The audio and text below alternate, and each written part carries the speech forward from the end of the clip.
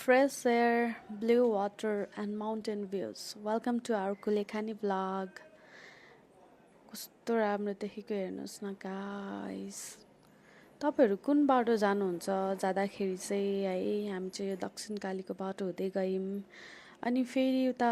चन्द्रगिरीको बाटो हुँदै चाहिँ बाटो एकदमै नराम्रो थियो के पहिला जाँदा अनि अहिले जाँदा त बन्दै भएको रहेछ के उता चाहिँ बाटो बनिरहेको छ भन्दै थियो है मान्छेहरुलाई सोध्दा चाहिँ अनि हामी चाहिँ यो बाटो गएको यहाँनिर चाहिँ अफ रोड रहेछ गाइस कस्तो गाह्रो थियो अनि म त हिँड्दै तल झरेको नि त नसकेर डर लाग्यो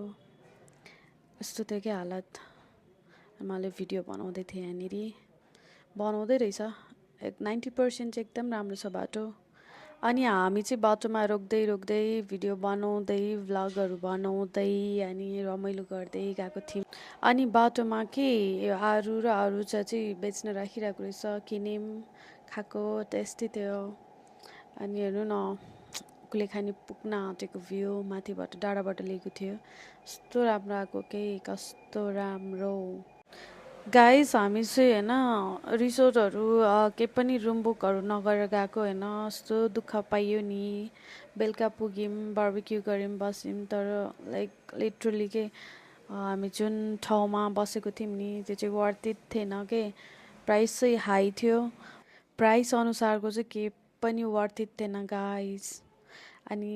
त्यो सबै दुःख भुलेर हामी फेरि भेडा फार्म गयौं अर्को दिन बिहानै उठेर त्यहाँ कतिखेर चेकआउट गरेर हामी घुम्न जाम्ला र अरू ठाउँमा बसौँला हेरेर भनेर सोचेर बसिरहेको थिएँ कि हामी चाहिँ खासमा अनि यता भेडा फार्म आयौँ दिनभरि डुल्यौँ कस्तो रमाइलो के भेडाहरू यता हामीले भेडा नै नदेखेको है फर्स्टमा त अनि पछितिर अनि वेट गऱ्यौँ 2 बजीतिर आयो एकछिन भिडियो लियौँ अनि खानासाना खायौँ तर खाना चाहिँ हामीले चितलाङ पुगेर खाएको नि गाइस अनि त्यसपछि कुलेखानी लेक भ्यू रिसोर्ट आयौँ हैन यो चाहिँ पहिला नि बसिसकेको ठाउँ हो एकदम राम्रो छ एकदम राम्रो छ वर्थ इट छ गाइस अनि फेरि हामी यही ठाउँ आयौँ अनि रातिको भ्यू हेर्नुस् त अनि यता यो रुमको टक्क बाहिर हैन यो नेट पनि छ क्या अनि यसमा नि सुत्न आई मिन पल्टिन मिल्छ रमाइलो भइरहेको थियो अनि बेलुका खाना खायौँ खाना नि कस्तो मिठो थियो सी गाइस बिहानको ब्रेकफास्ट अनि लेकको भ्यू हेर्दै टक्क ब्रेकफास्ट गरियो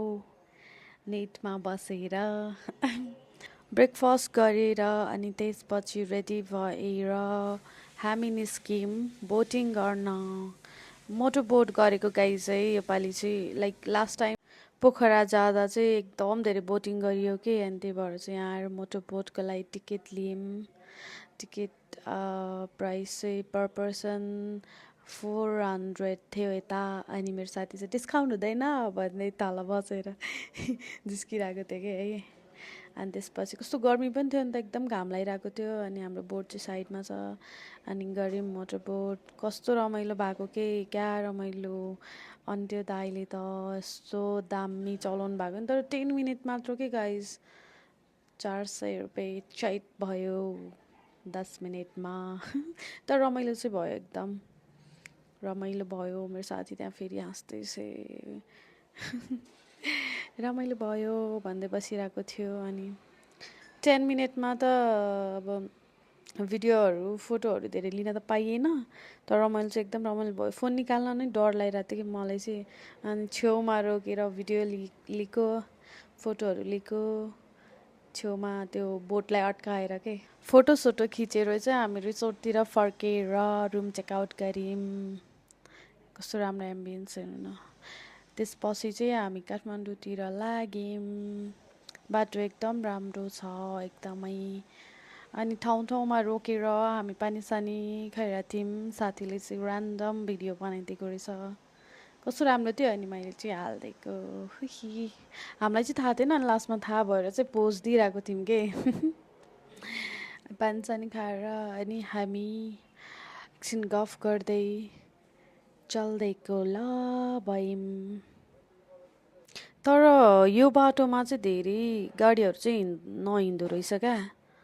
अनि त्यसपछि बाटोमा रोकेर हामीले चटपटे पानीपुरी खाएको